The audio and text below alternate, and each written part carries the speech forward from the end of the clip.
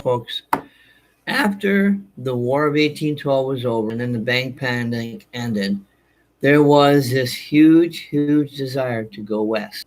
Manifest Destiny was taking hold. And as we remember, the Northwest Territories had been obtained. Michigan, Ohio, Wisconsin, and parts of Minnesota. A great opportunity to settle new land. Now, that part of the country was important because Manifest Destiny was all about going west. Now, there was this issue, in addition to the desire for Manifest Destiny, that would always be a part of the American psyche. It started, of course, back in 1776 and continued until this time, and would continue to the Civil War, and that is, what about slavery? That issue is going to be hounding everybody. In the Northwest Territory, it was decided that there wouldn't be any slavery. But when Missouri decided they wanted to enter the Union, suddenly it was getting a little nerve-wracking. Why?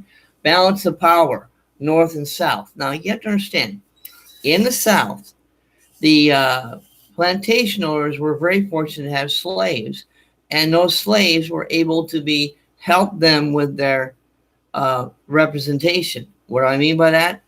Constitution requires that African Americans be counted as 3/5 persons. That gave them a certain amount of numerical value to the slave owners.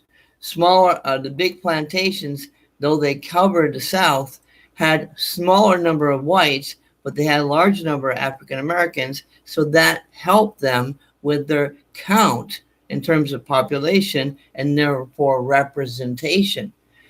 That also helped with the Electoral College because the senators and the congressmen are added together to make their electors. So the South was aware of the fact that there was a need, as the belief was, slavery, in order to grow, has to be able to spread. That was their viewpoint. There was something else that was going on in the South that was important. And that is, and folks, this makes me a little bit sick to the stomach, but it was true. There were certain slave owners in parts of the South who would literally breed slaves. What I mean by that is they would buy slaves and make sure those slaves married and then had children so they could then sell off the slaves that they had brought together and married. And so they made a lot of money doing that. Again, a very gross and terrible practice. That was another factor. It was a concern to them. They wanted that to be able to continue. There was also a little bit of fear. There had been a uprising in Haiti in 1790s, and it was a slave revolt. They were afraid that if the slaves thought they could get away with it, that they would revolt against their own owners. Well, the only way that they're going to think they're going to get away with it if they think the government is sensitive to the federal government is sensitive to what they're doing. So the slave owners pushed back on any attempt to allow more freedom out west. They weren't winning the battle, but they fought. So when James Talmadge, Congressman James Talmadge, made a proposal that when you Missouri would be brought in as a state that would not allow the importation of slaves, and that eventually those babies born in the state would be free, so for a gradual emancipation, that was just not received well by the Southern lawmakers. So a guy named Jesse Thomas came along, and